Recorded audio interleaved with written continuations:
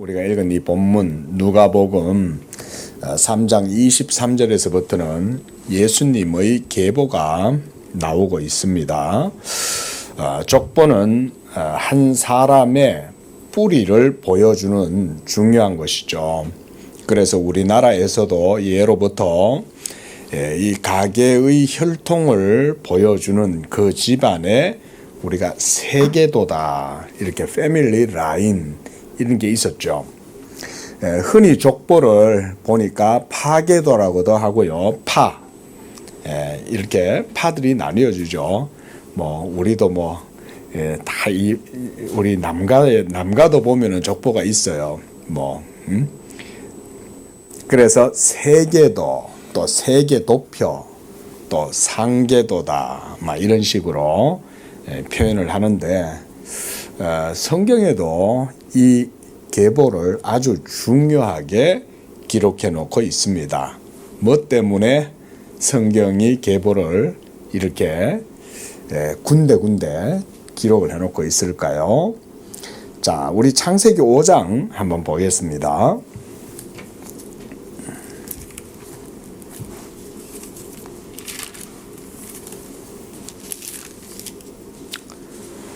창세기 5장에서는 아담의 계보가 나오죠. 그래서 이것은 아담의 계보를 적은 책이라 모세가 아예 딱 목적과 의도를 가지고 이 5장에 이 아담의 계보에 대해서 얘기를 해놓고 있잖아요.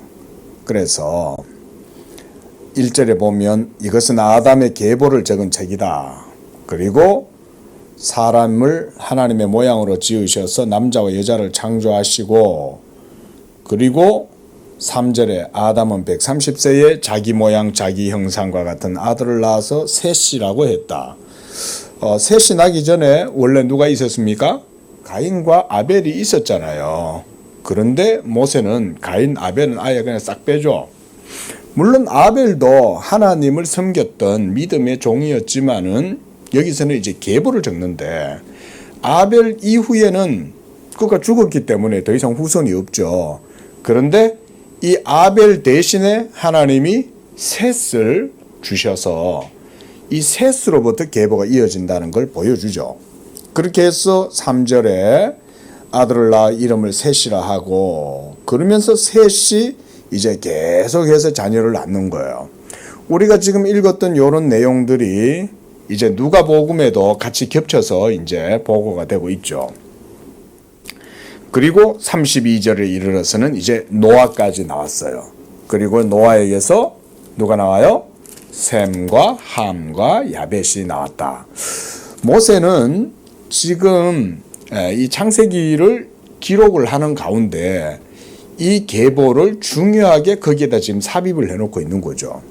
그 다음 6장에서는 우리가 알다시피 이제 온 세상이 흉흉해지고 범죄함으로써 하나님의 심판이 이제 이를 때에 노아가 유일하게 그 홍수 심판에서 이제 살아남죠. 그리고 노아와 함께 그 세 아들로부터 다시 세계가 또 뻗어나가는 거예요, 계보가. 그러므로 이제 이런 세 아들 셈과 함과 야벳의 이 계보가 형성되는데, 그것이 이제 다시 또 기록이 되고 있는데, 그 다음에 이제 10장에 한번 가봅니다. 10장에 가면 여기서는 이제 노아 홍수 다 끝나고 이제 셈과 함과 야벳을 통해서 다시 민족이 형성되는 과정을 또 설명을 해주는 겁니다. 그래서 1절에 보면 노아의 아들 셈과 함과 야벳의 족보다, 이렇게 또 설명을 해주잖아요. 그러면서 야벳과 그 다음 6절에는 함, 이렇게 이들의 계보를 적는데, 자세하게는 여기는 다 기록을 안 해요. 자세하게는 그냥 기본적이고 굵은 것들만 그냥 듬직하게 그냥 툭툭 이렇게 얘기를 해주고 특성들을 얘기했어요. 거기 보니까 5절에 보면 이들로부터 여러 나라 백성이 나누어지고 각기 언어와 종족과 나라대로 바닷가의 땅에 머물렀다. 바닷가의 땅. 지중해 연안이 아니었을까요? 우리가 지중해를 이제 중심으로 해서 고대의 문명이 많이 발전했거든요. 아직도 제가 알기로는 그 고대 지중해 안에 있는 섬이라든가 미노스 섬이나 그 주변에 있는 여러 나라들 유적들이 그 고대 지금 기록되어져 있는 이때 당시죠.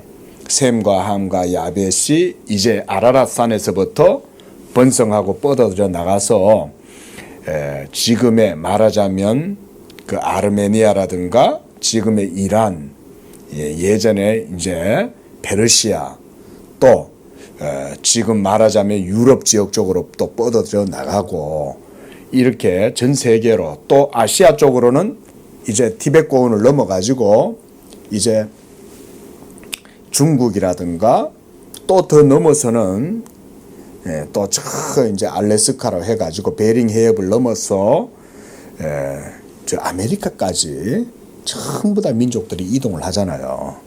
근데 그런 이동을 하는 가운데 또 섬으로도 뻗어져 나가고 이렇게 모든 민족들이 시족들이 이제 점점 번성이 되는 거죠. 그러니까 여기서는 그런 자세한 것들을 모두 기록하는 게 중요한 의도는 아니죠. 그러니까 이런 정도로 그냥 기록을 해 놓는 거예요. 그리고 이제 함의 자손들은 조금 더 구체적으로 설명을 해 놓고 있고요. 그래서 15절부터는 가나안에 대해서 얘기를 해요. 자, 함은 아주 큰 그 아버지께 이 아주 나쁜 짓을 해가지고 그래서 노아에게 이제 저주를 받으면서 함의 저주가 가나안에서부터 이루어지잖아요. 여러분 가나안 땅을 이제 하나님께서 아브라함과 그의 자손들에게 주시겠다고 하셨는데 그 가나안 족속들이 이제 이렇게 해서 번성하게 되고 이게 참 어떻게 보면 아이러니잖아요. 그렇죠? 그리고 그 가나안 땅에서 가나안 족속들이 많이 번성을 하는데 셈의 계보가 이제 그 뒤로 이제 형성이 됩니다. 특히 셈의 계보는 성경에서 중요하게 여겨서 11장에 이르러서는 다시 더 자세하게 면면이 계보를 기록해 놓고 있어요. 그래서 11장 10절에서부터 보면 셈의 족보를 다시 기록을 하고 이 셈의 족보는 어디까지 이릅니까? 아브라함의 아버지 데라, 그리고 이 데라에게서 아브라함과 나홀과 하란 이 삼형제가 또 출생을 하죠. 그 삼형제 중에서도 이제 하나님께서는 아브라함을 통해서 또 계보를 형성시켜 나가시죠. 이 계보가 참 그래서 좀 우리가 성경에서도 우리가 이 계보를 좀 의미 있게 배울 필요가 있어요. 나무가 보면은 이렇게 자라가지고는 뻗어가잖아요. 그렇죠? 그 다음 뭐가 나와요? 가지가 나오죠. 그렇죠? 또 가지가 나오면 하나가 쭉 나오면서도 어떻게 돼요? 쭉 거기에서 또 쭉쭉쭉 뻗어서 나가고. 그렇죠? 우리도 저 올리브 나무를 보면 가지들이 쭉 뻗어 나가서 또 그 끝에서 또 가지가 나오고 이런 이제 뭐 소위 프랙탈의 모습처럼 이렇게 쭉쭉쭉 뻗어져 나가잖아요. 그러니까 그 모든 뻗어져 나간 지점들, 브랜치들을 다 언급할 수는 없어요. 그렇죠? 다 언급할 수는 없는데 그래서 성경은 중요한 것들만 기록해 놓고 있는 거예요. 중요한 것들만. 농부가 나무에 가지치기를 할 때 탁탁탁탁 끊어내는 건 중요하지 않으니까 끊어내죠. 근데 살려놓는 건 거기에서 중요하게 얘가 형성이 되어야 그 나무의 성장과 과실을 맺는 목적을 이루죠. 그렇죠? 그래서 딱 중요한 것들만 딱 전정할 때 남겨두죠. 그래서 여기서 뻗어나가서 가지가 나오도록 유도해주고 이렇게 함으로써 쭉 계속 뻗어나가서 거기에서 이제 열매가 맺히도록 하는 것처럼 하나님께서 이 계보를 통해서 오늘 보여주려는 게 뭐냐면 그 의도가 그 계보가 지시하고 보여주는 것이 있다는 거예요. 모든 계보가 형성이 되어질 때 역사도 같이 진행되죠. 그렇죠? 역사가 진행되면 또 태어날 아이가 태어나고 그 태어난 아이에게서 또 몇몇 형제가 태어났지만 또 어떤 애들은 애를 못 낳고 죽는 경우도 있고 일찍 죽는 경우도 있잖아요. 옛날에는 어릴 적에도 빨리 죽기도 하고 그죠? 태어났어도 뭐 유아 때 죽는 아이도 있지만 또 자라다가 청소년 때 죽는 경우도 있고 또 자랐어도 애도 못 낳고 자식 후사를 못 보고 죽는 경우들도 있어요. 그런데 그런 계보들의 역사 속에 여러분 놀랍게도 하나님의 섭리가 있었다는 거예요. 그 모든 계보들이 형성되어져 가는 과정을 하나님께서 이제 셈의 족보에서부터 구체적으로 드러내시는 거예요. 그래서 셈의 족보가 형성이 되고 또 한 군데 우리 보겠습니다. 이번에는 역대기도 한번 볼게요. 역대상. 자, 구약성경 609쪽 어간에 있습니다. 609쪽.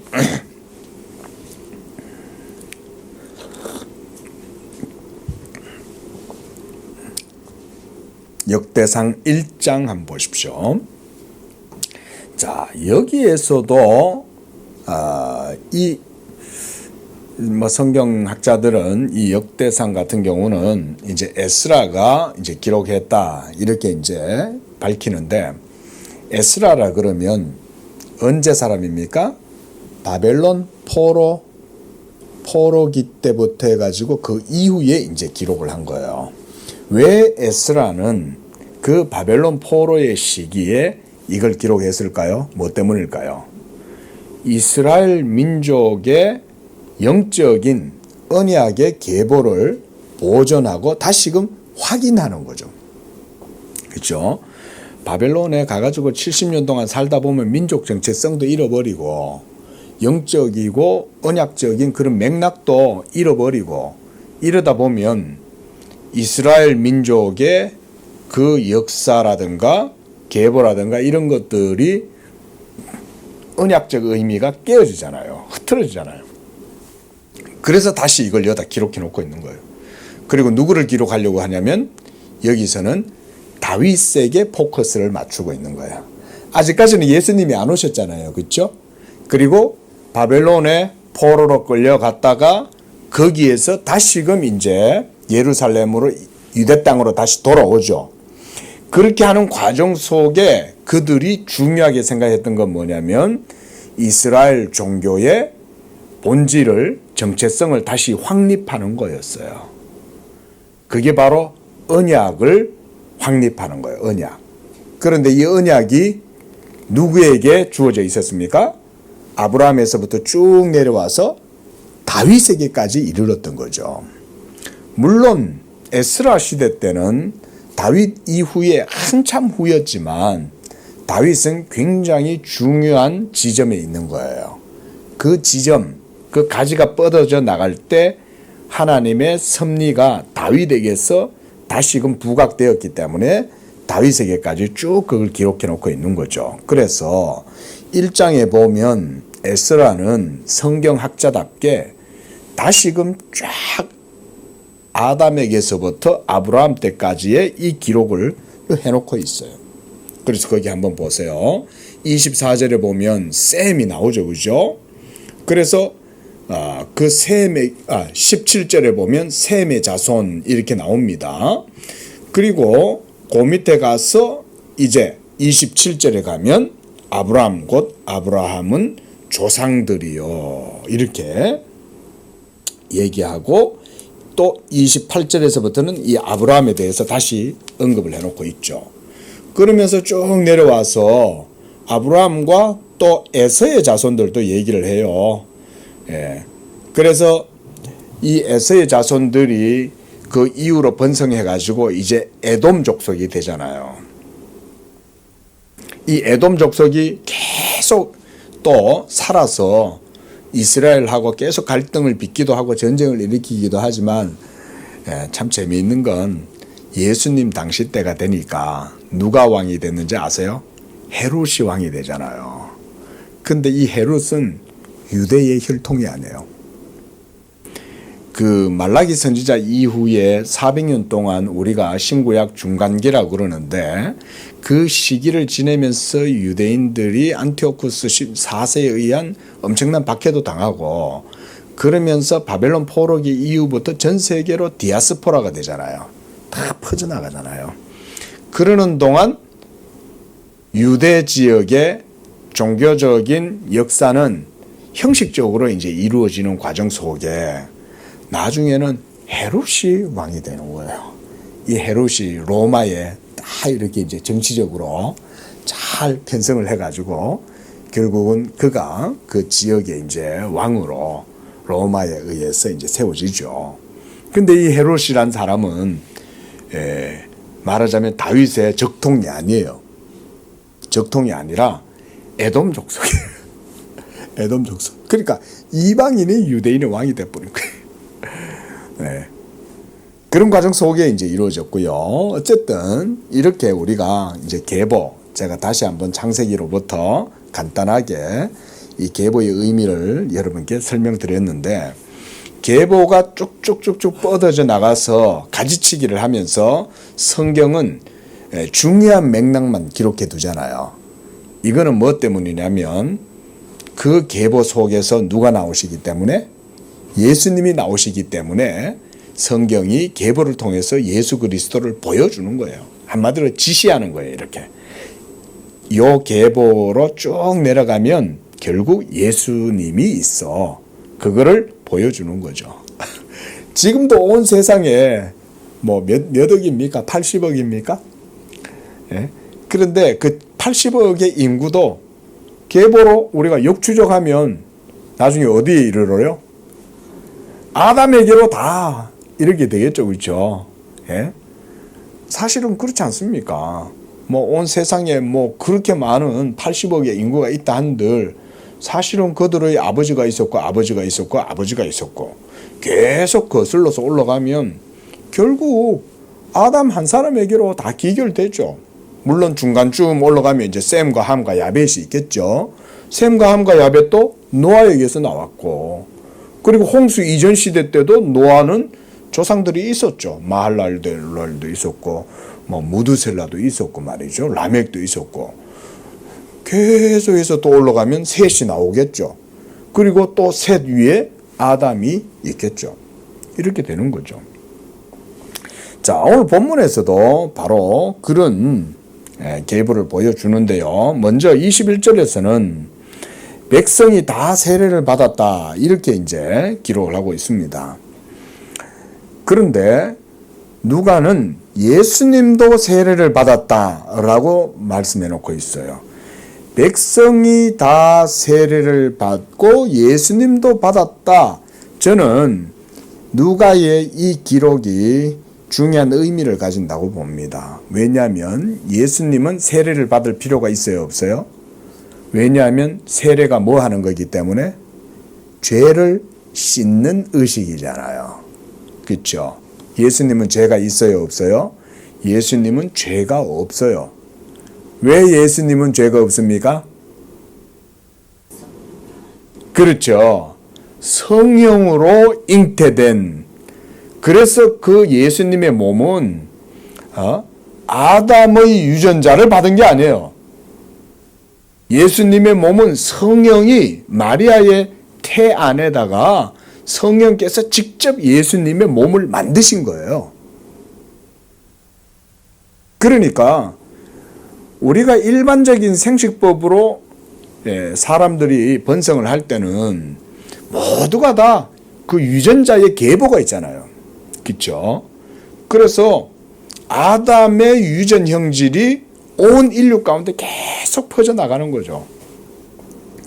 정말 참 저도 밭에 식물들 자라는 거 보면 신기하거든요. 지금 우리가 옥수수를 먹어요. 여러분 옥수수 좋아하시죠? 자, 그 옥수수의 알갱이는 어디서부터 왔어요? 그 아비가 있죠. 그렇죠? 또 그 위에 옥수수 종자는 또 어디서 나왔어요? 또 그 위에 있죠. 근데 어때요? 우리가 먹는 그 오늘날의 옥수수도 다시 심으면 나옵니다, 여러분.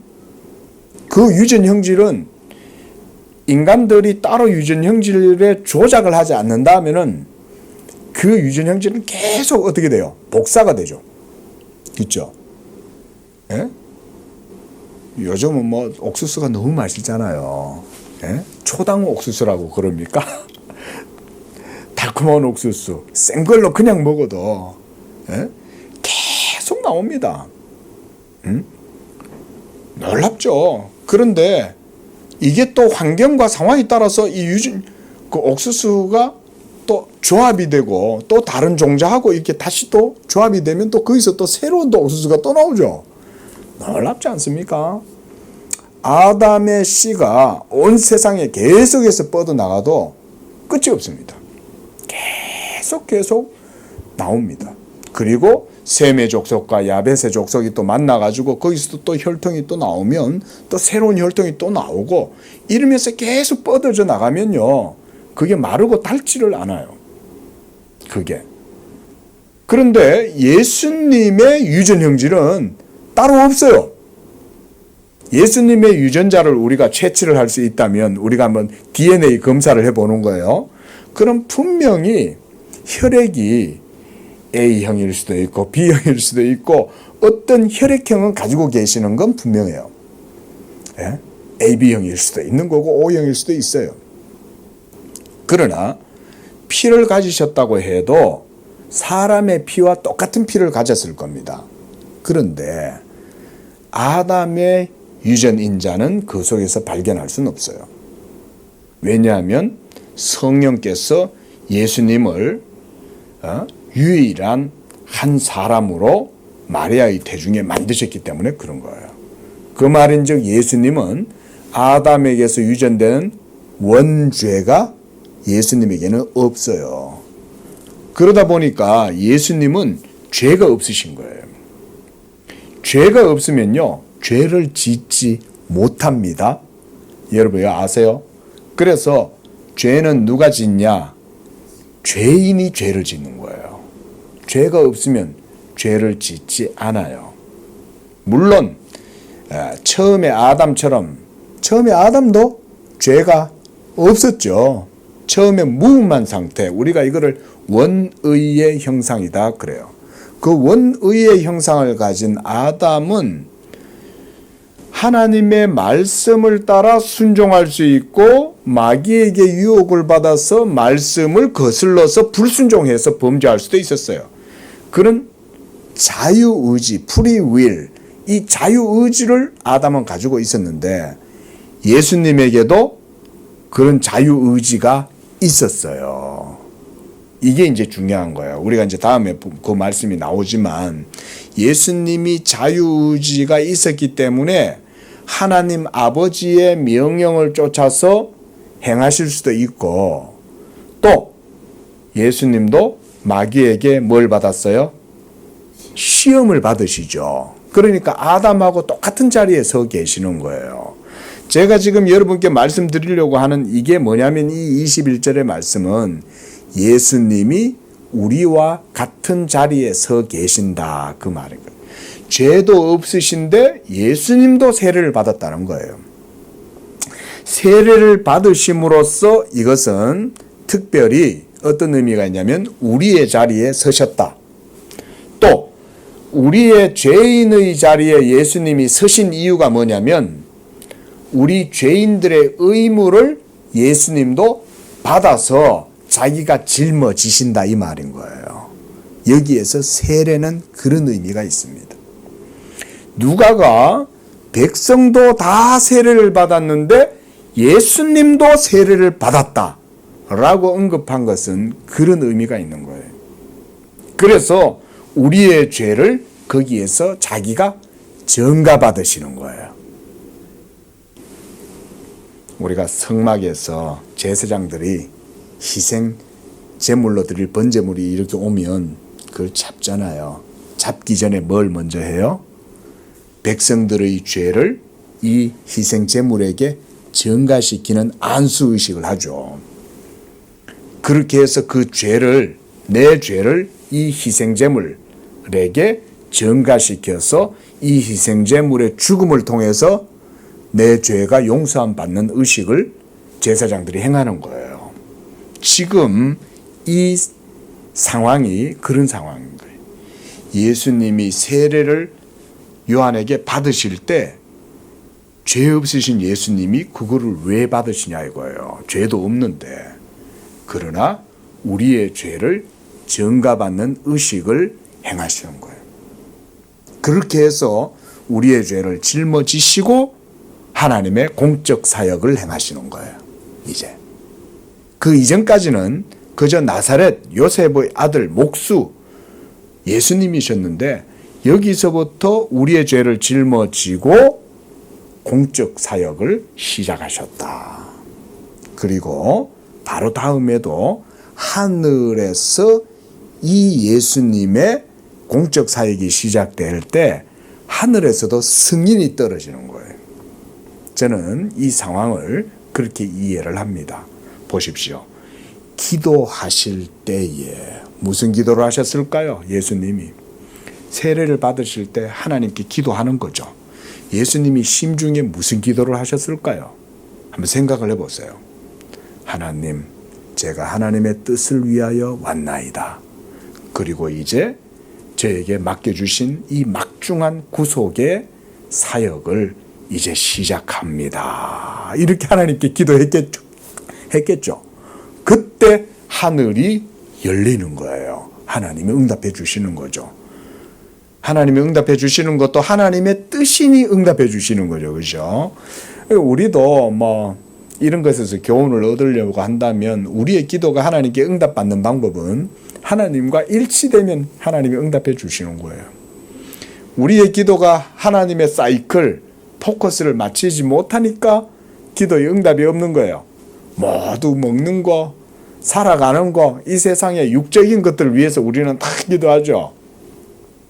과연 이 세상에서 하나님께 기도하는 100사람 중에 몇 명이 하나님의 심중에 합당한 기도를 드릴까요? 그렇죠? 그래서 기도 응답 안 된다고 여러분 너무 하나님 앞에 불평하지 마세요. 기도 응답 안 될 때는 내가 하나님의 뜻에 맞추는 기도를 안 해서 응답이 안 되는 거예요. 하나님께 포커스가 맞춰지지 않은 기도를 해서 뭔가 응답이 이루어진다? 그러면 그건 나한테 궁극적으로 좋지 않은 거예요. 하나님이 기도 응답을 안 해주시는 건 그게 우리한테 좋지 않은 일이 되기 때문에 기도 응답을 안 해주시는 거예요. 믿으시기 바랍니다.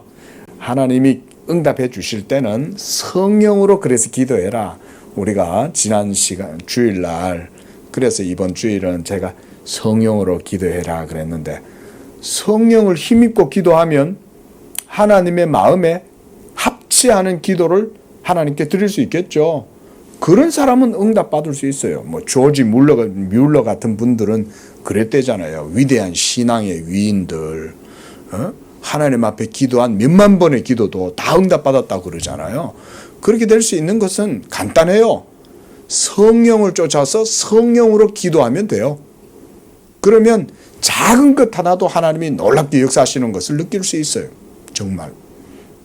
그럴 수 있습니다. 저같이 연약한 사람도 성령으로 하나님의 은혜 안에서 기도하면 하나님이 응답해 주시는 경우를 정말 많이 경험하거든요. 근데 조지 뮬러 같은 위대한 신앙의 위인들이 성령 안에서 다 기도하잖아요. 우리 성도님들 또 우리 양재교회 이런 기도하는 교회, 그래서 성령으로 기도하셔서 응답 받으셨으면 좋겠어요. 자, 이것이 바로 예수님의 기도죠. 당연히 예수님은 죄도 없으실 뿐만 아니라 하나님의 뜻대로 기도하는 거예요. 그러니 하늘이 열리고 하늘에서도 응답해 주시는 거예요. 그리고 22절에 보면 성령이 비둘기 같은 형체로 그 위에 강림하셨다. 이런 것도 하늘의 인치심이에요. 하늘이 보증해 주시는 거예요. 그가 바로 하나님의 아들이고 하나님의 약속의 그리스도다라는 걸 성령이 임하심으로써 보증해 주시는 거죠. 그리고 하늘로부터 소리가 나요. 너는 내 사랑하는 아들이다. 내가 너를 기뻐한다 라고 하나님 아버지께서도 그 아들을 인정해 주시는 거죠.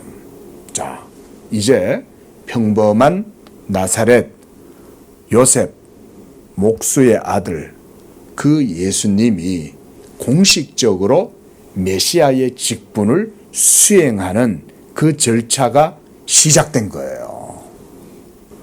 그 공적 사역의 시작에 삼위일체 하나님 모두가 거기에 역사하고 계시는 거예요.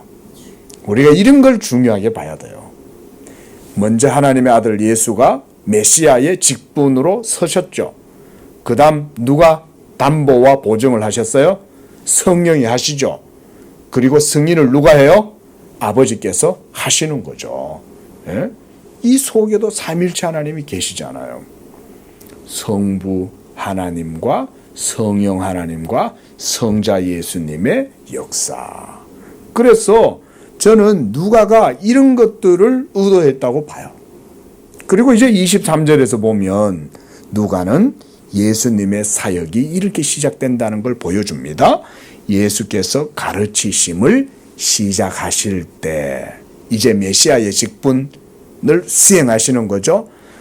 그때 몇 세 때 하셨어요? 30세쯤 시작되었다 그랬어요. 30세. 청년기의 그 풋풋한 때도 이제 육체적으로도 이제 다 지나시는 거죠. 그죠? 우리가 뭐 30세, 우리 옛날 같은 경우는 다들 결혼을 좀 일찍 했겠지만 보통 27, 6 돼도 아직 좀 풋풋하죠. 됐죠? 근데 한 30세쯤 되면 이제는 다 장성하신 거죠. 그때 사역을 시작하신 거예요. 저는 이 30세쯤 예수님이 사역을 시작하신 것도 의미가 있다고 봅니다. 왜냐하면 인성을 취하셨기 때문에 그 인성이 완전히 적절한 때가 되어야 되는 거죠. 어쩌면 아담이 처음 만들어졌을 때, 아담이 하나님의 형상으로 창조되었을 때도 그때가 가장 완숙한 형상이었다고 볼 수 있겠죠. 그렇죠? 아마 그때가 아마 예수님이 30세 되었을 때의 형상과 유사하지 않았을까? 저는 개인적으로 한번 그렇게 유추를 한번 해봅니다. 예. 아담, 우리가 성경에서 왜 가끔 그런 질문들 하시는 분들 있거든요. 목사님, 하나님이 세상을 창조하셨으면 닭이 먼저입니까? 알이 먼저입니까? 이런 질문하는 분들 있거든요. 그러면 제가 대답을 해줘요. 성경은 그럼 뭐겠어요? 닭이 먼저지요. 닭이 먼저고 그 다음 그 닭에서 알이 나온 겁니다. 이렇게 이제 말씀을 드리는데 아담도 마찬가지죠. 아담은 가장 완성된 형태의 형상으로 지음을 받았고 거기에서부터 모든 것들이 다 시작이 되었잖아요.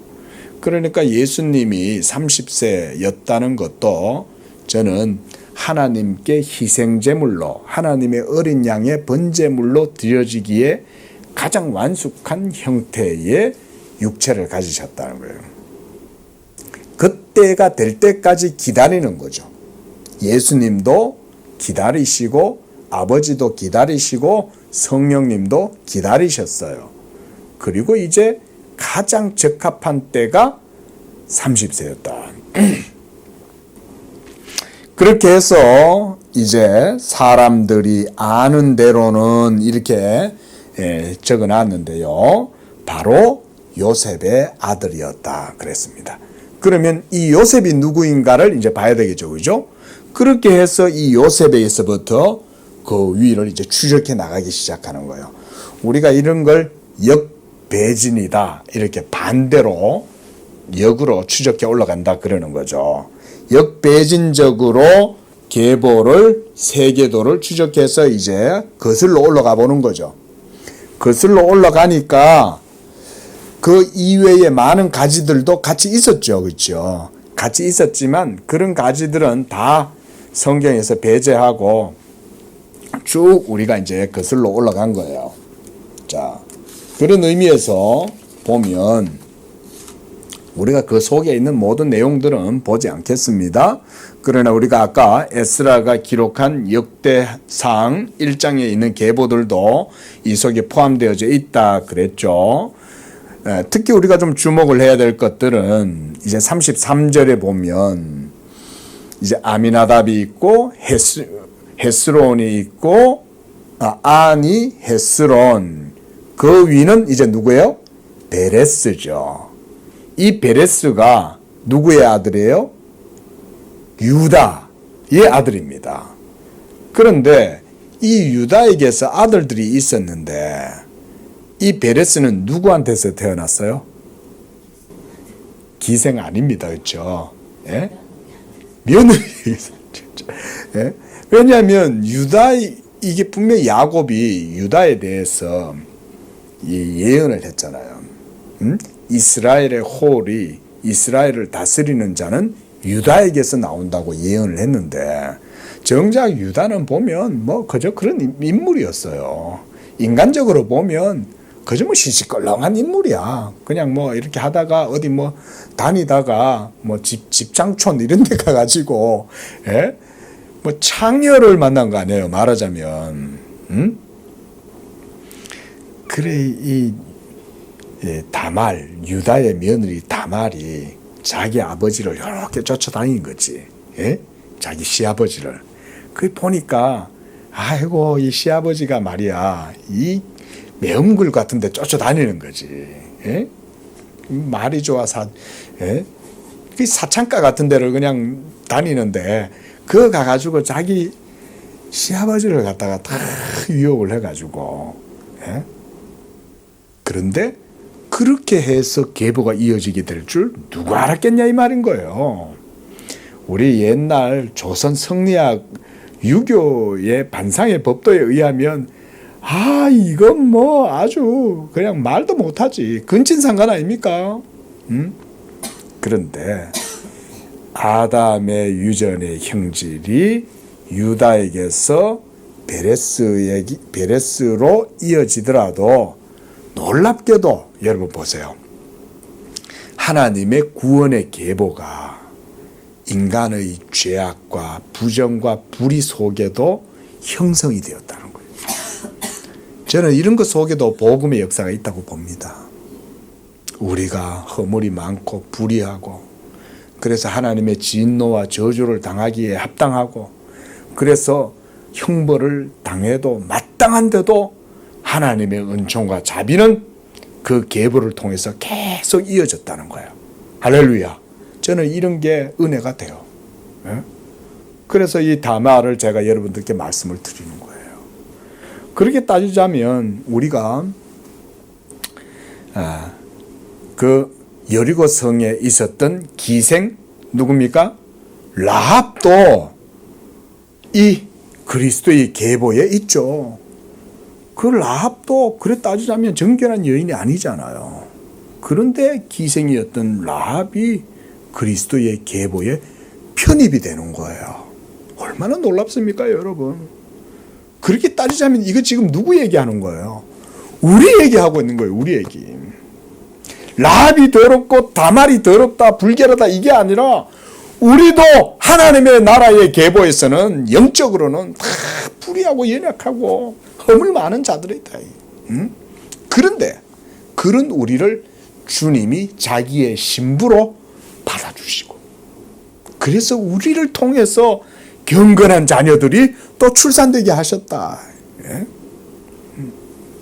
이 허물 많고 연약한 사람인데 저에게도 하나님이 아들을 주셔가지고 이 아들이 태어났다. 그래서 그 아들이 성령으로 다 거룩하게 되어져 가지고 예수 믿는 언약의 계보 가운데 태어나게 하셨다. 놀랍죠. 제가 이 계보를 그래서 저는 은혜롭게 여겨요. 저희 아버지도 원래 예수님 안 믿었어요. 제 아버지 옛날 별명이 대포였대요, 대포. 그 옛날에는 군대에서 이렇게 이제 제대할 때 되면 옛날에는 그런 게 있었어요. 그 후임병들이 제대하는 그 이제 선임자가 할 때 이게 추억록이라는 게 있었습니다. 옛날에 우리 집사님 옛날에 군대 제대하실 때 그런 거 있었습니까? 저희 아버지는 그 추억록이라는 걸 내무반에 병사들이 다 이렇게 적어주는 거예요. 전우들이. 근데 우리 아버지 별명이 보니까 제가 그 추억록이 있어요. 아버지의 추억록이. 뭐 옛날에도 다 똑같죠. 젊은이들이 보면 뭐 그 추억록이 보면 뭐 여자들 사진 같은 거 신문에서 스크랩 해가지고 오래가지고 붙여놓고, 예. 그때 이제 1960년대 중반 이때니까 그때는 그런 것도 귀하죠. 신문에서 이렇게 여자들 사진 뭐 짧은 미니스커트 이렇게 입었는 거 갖다가 이렇게 오래 붙여놓고 이렇게 스크랩 해놓은 것들. 근데 보니까 아버지 별명이 대포예요, 대포. 에? 우리 아버지 그냥 엿보이는 것 같아. 근데 그렇게 살다가 제대하고 나와서 예수를 믿은 거예요. 하나님의 부르심을 받고. 예? 그러고는 저희 어머니를 만나서 제가 태어났잖아요. 예? 거의 뭐 신앙생활 초년병 때도 목사님한테 야단 많이 맞았대요. 어머니 얘기를 들어보니까, 예? 초신자 때는 믿음도 별로 좋지도 않고 이러니까 막 젊은 교회 집사님들하고 모여, 그때 당시에 이제 청년들이죠. 뭐 모여가지고 뭐 하토 치다가 목사님한테 걸려가지고 막 맞았대요, 목사님한테. 옛날에는 목사님들이 엄했거든요. 예? 하나님 앞에서 믿음 생활 똑바로 안 하고 이 교회 청년들이 모여 앉아가지고 하토나 치냐 이래가지고 목사님 막 패했다 그러더라고요. 예? 그런 우리들 아닙니까? 예? 우리가 다 거룩하게 하나님 앞에 부름받는 게 아니에요. 하나님의 거룩한 부르심이 있지만 우리는 허물이 많고 연약하고 부족하고 믿음도 부족하고 다 그러고 있는 거죠. 그런데 우리나라도 보세요. 이렇게 복음이 전해져 가지고 예수 복음의 역사로 하나님의 경건한 백성들이 생겨나서 변화가 되잖아요. 변화가. 그 속에서 성령으로 말미암아 이 나라 가운데 기독교가 점점 형성되고 그러면서 아브라함의 백성들이 천하 만민 가운데 번성하는 거죠. 이게 아브라함의 언약이 그렇게 효력이 발휘되는 거 아니에요? 아브라함아 너로 말미암아 천하 만민이 복을 얻으리라. 그러니까 막 번성해가지고 이 복음의 씨가 이 한반도에 번성하고 그래서 예수 믿는 백성들이 막 나타나잖아요. 얼마나 놀랍습니까? 이런 걸 보면. 34절 말씀 보면 그 위에는 이제 야곱이요 그 위에는 이삭이요 아브라함이에요. 자, 이삭도 아브라함의 자손이지만 이스마엘도 아브라함의 자손인데 이스마엘은 여기에 언급이 안 되어져 있어요. 그리고 이삭에게서는 또 야곱과 에서가 났잖아요. 그렇죠? 그런데 에서는 여기에 언급이 안 되어져 있어요. 그리고 그 위로 또 쭉 올라가서 이제 셈까지 나가고 노아에까지 나가고 또 그 위로 쭉 올라가서 이제 38절에서는 에노스 그리고 그 위에 이제 아벨 대신에 태어난 셋까지 이르렀어요. 이렇게 계보가 셋에까지 이루고 그 위에 이제 아담이다 그랬습니다. 그런데 바로 그 다음 중요한 게 그 위는 하나님이다 이렇게 얘기를 해놓고 있습니다. 자, 이 계보를 이제 정리를 한번 해보면 이런 의미가 있는 거예요. 누가도 여기에 기록해놓고 있지만 마태복음에도 계보가 있죠. 그렇죠? 우리 잠깐만 볼까요? 예, 이제 요것만 보고 마무리를 하겠습니다. 자, 마태복음 1장으로 가면 마태는 복음서를 기록하면서 제일 먼저 이거부터 기록해놨다는 거예요. 마태복음과 누가복음에 둘 다 계보를 기록해놓고 있지만 취하는 관점이 틀려요. 우리가 방금 봤듯 누가는 예수님에게서부터 시작하고 요셉에게서부터 시작을 하죠. 그죠? 그래서 육신의 계보, 요셉에서부터 이렇게 배진적으로 봤지만 마태복음에서는 어디서부터 시작해요? 아브라함과 다윗의 자손 예수 그리스도다. 이렇게 하면서 확실히 여기는 마태의 신학적 관점이 여기엔 들어가 있어요. 뭐냐면 예수 그리스도는 아브라함과 다윗, 이들은 언약의 족장이고 언약의 계승자가 다윗이잖아요. 그러니까 마태의 신학적 관점은 언약적 역사를 더 강조하는 거예요.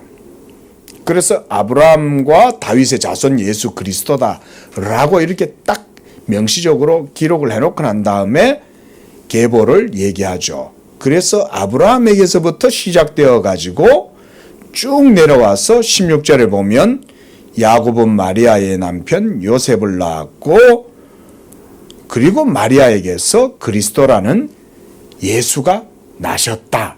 마리아에게서 났다고 말하죠.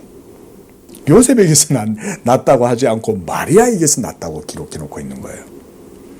그리고 놀랍게도요, 이 하나님의 섭리는 놀라워요. 16절 보세요. 누가 나와요? 제일 먼저 야곱이 나오죠. 원래 야곱은 조상 야곱인데 희한하게도 때가 이르니까 이 요셉의 아버지가 야곱인 거예요. 저는 이런 것도 놀랍다고 봐요. 분명히 이 야곱은 조상 야곱은 아니에요. 그죠? 동명이인이죠. 그런데 이 야곱에게서 마리아의 남편 요셉이 나왔다는 거예요.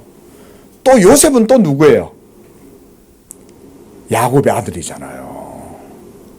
제가 이걸 보면서 이야, 놀랍다. 하나님의 섭리는 때가 되니까 딱 클로즈업 되는 거죠. 응?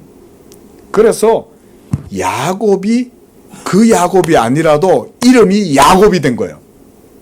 의도했겠어요? 그 야곱의 아버지는 누구예요? 맏단이잖아요. 맏단이 자기 아들을 낳고는 이름을 야곱으로 지었는데 의도해서 이걸 지었을까요? 저는 그렇지 않다고 봐요.